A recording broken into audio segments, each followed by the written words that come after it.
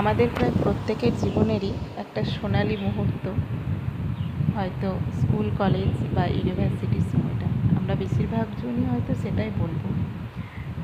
তো এই সময়টা পার করে চলে আসার পর আমরা ভীষণভাবে স্কুল, কলেজ, ইউনিভার্সিটি সমস্ত কিছুকে মিস করি। সেখানকার বন্ধুবান্ধব, টিচার, স্কুলের পরিবেশ, সমস্ত কিছু। তো যাই হোক, আমরা একটা এডুকেশনাল পারপাসে গেছিলাম, আগের ভিডিওতে বলেছি। তো সেখানে আমরা বলেছিলাম যে মাংস রান্না করেছিলাম।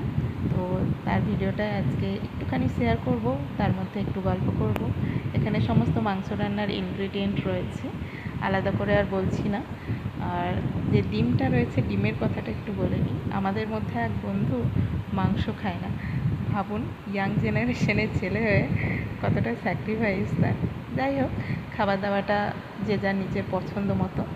এখানে মাংস রান্নার প্রিপারেশন চলছিল, পাশে আমার এক বান্ধবী ভিডিও করে দিচ্ছিল। তো ভীষণই মানে ফানি আর কি, হাসাচ্ছিল ভীষণ। তো প্রথমেই এখানে চিকেন রান্নার জন্য মশলা টশলা দিয়ে সমস্ত রকম প্রিপারেশনগুলো ধীরে ধীরে করা হচ্ছিল। জায়গাটা সেভাবে গোছানো নেই, যেহেতু আমরা ভাড়া বাড়িতে ছিলাম এবং আরও বিভিন্ন কাজকর্ম এডুকেশনে থাকে, তো এই জন্য আমরা অতটা গুছিয়ে উঠতে পারিনি। যাই হোক, এখানে তেলে পেঁয়াজ দেওয়া হয়েছে, এরপর লঙ্কা, ক্যাপসিকাম, রসুন সমস্ত কিছু দিয়ে মাংসটা রান্না করা হবে। তো ওখানে আমরা কয়েকজন বন্ধু এবং বান্ধবী সবাই ছিলাম। তো আমরা আলাদা আলাদা ডিস্ট্রিক্ট থেকে হলেও আমাদের সঙ্গে কিন্তু ভীষণ একটা সুন্দর বন্ডিং হয়েছিল। আমার এক মিষ্টি বান্ধবী, যাকে আমি সবজি বাজারেও দেখিয়েছিলাম, ভীষণ ভীষণ মিষ্টি, ভীষণ ভালো এবং কোঅপারেটিভ। তো বন্ধুরাও ভীষণ ভালো।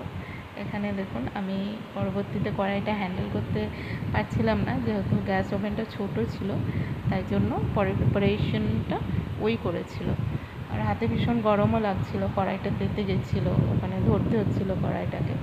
তো এখানে ঝোল দেওয়া হয়ে গেছে। এরপরে আমরা সবাই মিলে ভীষণ মজা করে খেয়েছিলাম এবং ভীষণ মজা করেছি। তো এইভাবেই হয়তো কিছু কিছু সম্পর্ক আমাদের মনে চিরকাল থেকে যায়। যাই হোক, আমরা খাওয়া দাওয়া করে পরবর্তীতে ঘুরতে গেছিলাম। সবাই ভালো থাকবেন, বাই।